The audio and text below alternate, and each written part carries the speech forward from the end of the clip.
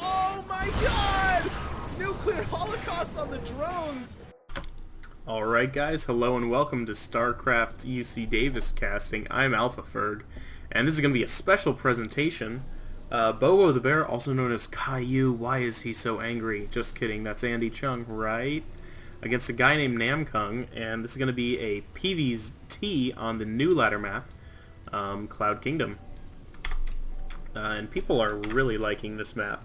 Lots of expansion opportunities, lots of strategy, lots of ramps, pretty fun stuff.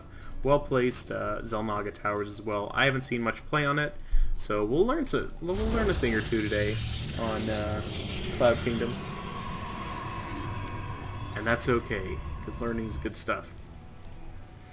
And so no sort of early harass. I guess I'll talk a little bit about these players. Bobothebear is, I believe, the highest rated Protoss player on the UC Davis team, but he's busy or something and doesn't compete with the team, but he did compete 1 week and he totally won, which is awesome. So good job, Bobo. It's always good to have that third race in there because we do have high level Zerg players and Tim, our Terran ace. So it's good to have a third race to just be able to throw out there just in case these other teams get a little too cocky saying we don't have to prepare against Protoss. You're wrong. We got Bobo, and he's a bear. And we'll see how his play is. And look at this. Really early gas. Actually, maybe not really early gas because the Rax is already down. But that's okay. No wall-ins. Maybe Protoss should wall in, but if he goes Stalker first, then he can just kill Hellions in the case that they come in. And it is easy to scout on this map. It's only a 1v1 map, so you know where the opponent is. You don't have to spend some time wandering around. He sees the gas just finishing now, and interesting, he's going to put one SCV on gas, so it's not going to be factory. I'm going to call it right now. He's not going to build a factory with one SCV on gas. You need 100 gas. It's going to take forever to get 100. You're not going to want to delay your factory open with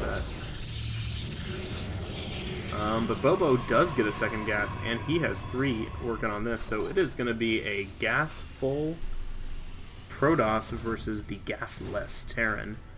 He's going to reactor. He's putting down a very early command center, which is pretty standard, actually, for a 1-Rax command center opening. He has the Marine to snipe any probe trying to get in, and to run around any Zealot if they come in, but that's a lot of micro. But in the meantime, it looks like Bobo is just going to chrono boost out this warp gate, and with two assimilators going full tilt, he'll be able to get a very nice tech lead to this one SCV, which is still like, hey man, I've been harvesting gas all day, I'll just keep doing it. Doesn't matter, doesn't make a difference. And Kai looks like he is going to put down a Nexus as well. So both players choosing some economic advantage. Of course, Namkung now putting down a bunker just in case it's a 4-gate push, as Warp Gate is halfway there and will be completed as it continues to be chrono boosted. But Bobo's going to want to save up and actually start putting down some more gateways so he can use that chrono boost, or use that Warp Gate.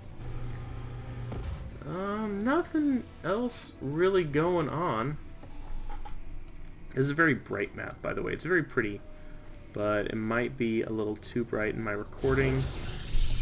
That's okay. Hopefully the stronger team colors make it very clear whose team is who. This is blue, this is red. Red Protoss is kind of ugly though.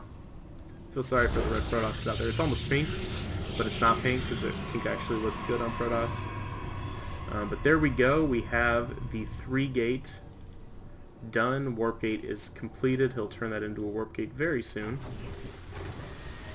And in comes the SCV just scouting it and getting a face full of sentries.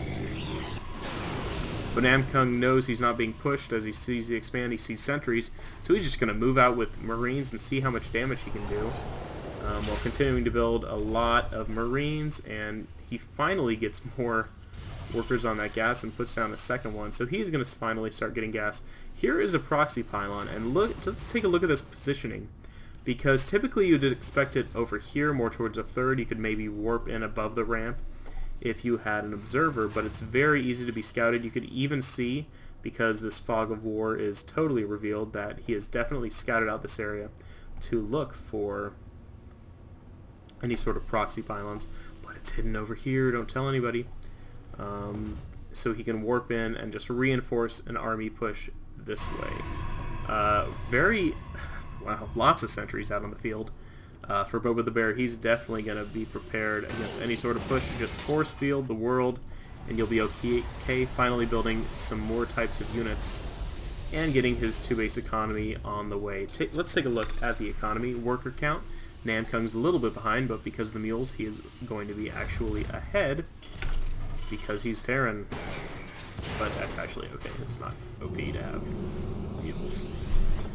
And here comes the push, and he's just going to move in. I think that Namkung will be fine actually building 3 bunkers, building a pretty awesome wall of Namkung just as the push comes in. Lots of sentries though, so he might be able to just bunker in, and let's see what damage he does. It looks like these Marines are just targeting the bunker, and the bunker will go down. Excellent force fields.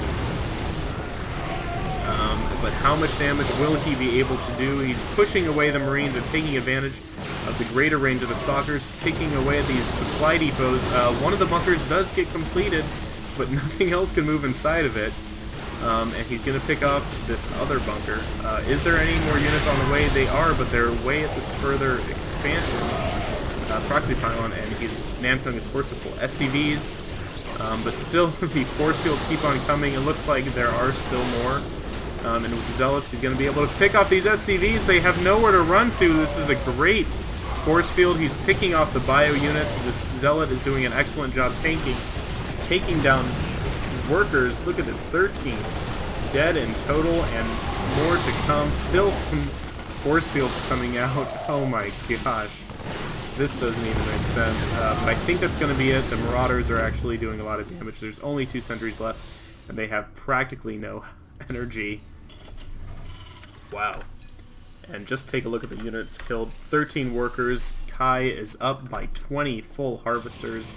And look at his very safe 2-base. But we're gonna see what's on the way. It looks like lots of medevacs. That's gonna mean drops. So Kai is gonna have to think of how to fight off drops. Meanwhile, Namkung saying, "Get out my base," and building another solid wall.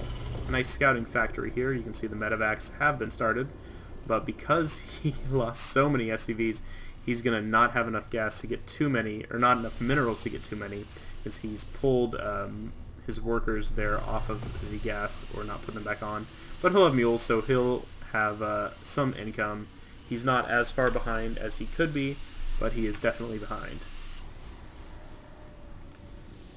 So let's see what Bobo's doing. He's going to get a very fast third, and he's going to have to work hard to protect it. It's not going to be easy holding this, because he's going to have to protect here. It's basically 3 entrances to the map. You have here, up this ramp with the choke, you have up this huge ramp, and you actually have this back door entry right into the third, and he's going to have to watch for drops, because a medevac is out on the map. Does he have any sort of observer yet? It looks like some are being constructed, but nicely, smartly holding this Zelnaga tower. He's going to see the whole army size and going to know what he needs to do to fight it off. So he will have these sentries here. He does have an immortal. I like that against the Marauder, but this is actually a pretty big bio unit, and stim should be done. It is. He's relying on having Colossus out on time, but I don't think any are completed, and he's going to move into the third base right as the Nexus finishes. No more canceling, but it looks like he doesn't feel too prepared against this kind of force, and the factory takes some well-earned damage. Kai smartly putting these proxy pylons around the map. You can see he's controlling areas with it. You can't move down here without him spotting it. You can't move through here without him spotting it, and actually this proxy pylon was put there for the push, but it will be there to see when the Terran tries to take this base, though this is the more typical third placement. But this is a good fourth, or this is a good fourth, or even this is a good fourth. This map is awesome. And it looks like Namkung is trying to get some reaction out of Bobothebear, but he has extended thermal lance, almost finished. He has a second Colossus on the way, will be finished shortly. He's starting his upgrades actually really late, which I don't like seeing. Namkung already has 1-1, and he is sitting on 1-0. He's going to want to do some stuff, but look at this. Did it get scouted? I don't know. But Bobothebear's ready, so I'm betting it got scouted by this pylon. And Namkung's going to drop it. Poor pylon, but you know what? Losing a pylon instead of a ton of probes, definitely worth it. But Bobo looks like he's going to do a push. He's actually 40 supply in the lead. But some of that is tied up in these stalkers back home. He's going to pick off this factory. Very smart move.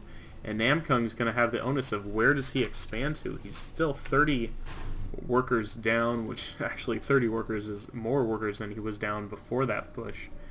Though Bobothebear isn't mining too efficiently.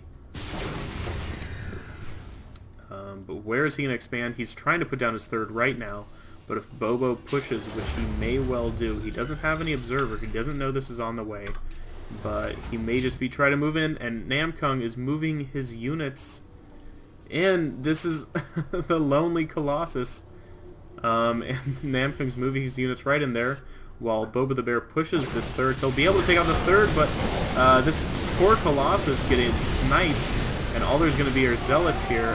Where did those stalkers go? I don't know. They're coming as fast as they can, and this is going to get picked off.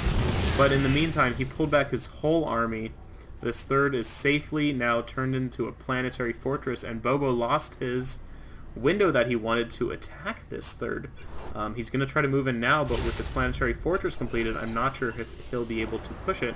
And this is actually a huge bioforce here by Namkung, who still does have this medevac. So these 5, just put these down, are going to do a pretty good job fighting away any sort of attack. But here comes the attack on the third. The planetary fortress down to half health.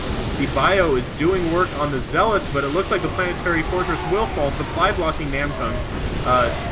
Lots of Vikings trying to do damage against Colossus, but Stalkers are jumping in there but losing, and Namkung's Bioforce is going to overrun this Protoss force, and this supply is now way in Namkung's favor, and Bobothebear is going to have to try to get units out on the field, but he did manage to take out this third, so will he be able to rebuild his army in time to fight this massive army on his way? There's tons of Vikings also in production, so any Colossus that comes out is not going to be living for very long. This is going to be it. Let's see what happens. Where did my hotkey go? There it is. Yeah, there it is. Okay. So you can see the two armies dancing around each other, but Bobothebear does have some High Templars, but he doesn't have Storm. Storm is only halfway done. He needs to delay this push until he gets Storm. Here come the Stalkers. The Photon Cannon is going to work, but he needs to do damage, and the Zealots are getting in there, but the High Templar are just saying, attack me with your face, doing a nice feedback on that medevac, but it's going down. The Stalkers are not going to live, and this poor Nexus is dying to these stim units. And what does Bobothebear have? Not much. He does have a hidden fourth expansion, but did he just reveal it? No, he didn't quite do it. Here comes the base. He does have Storm finish, but these Templar somewhere do not have the health that they need, and in come the Bioforces into the Photon Cannon line.